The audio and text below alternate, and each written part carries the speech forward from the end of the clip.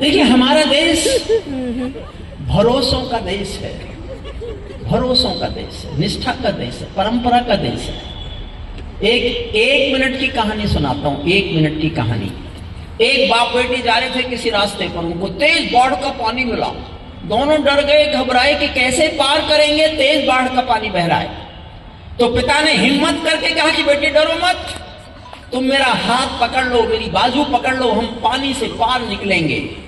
बेटी ने छुपते ही कहा, नहीं पापा, मैं आपका हाथ नहीं पकड़ूंगी, आप मेरा हाथ पकड़ लो।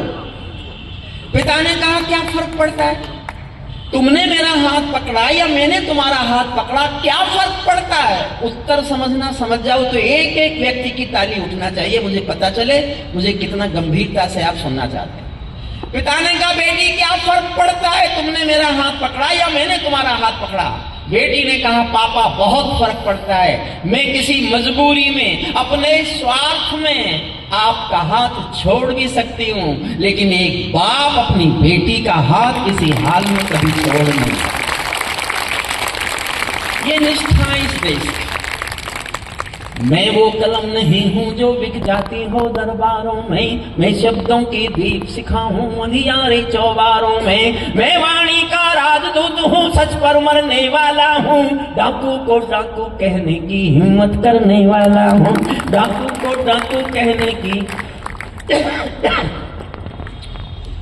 डाकू को डाकू कहने की हिम्मत करने वाला हूँ।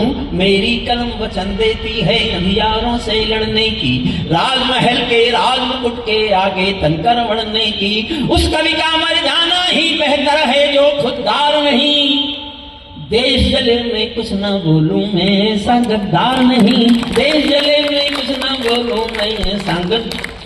कविता शुरू करता हूँ, पहले कविता सुनाता हूँ, इन दिनों मेरी जुबान पर चढ़ी हुई है, सुमनेश और कोमल जी को समर्पित है, क्योंकि इनको आपने कविता पाठ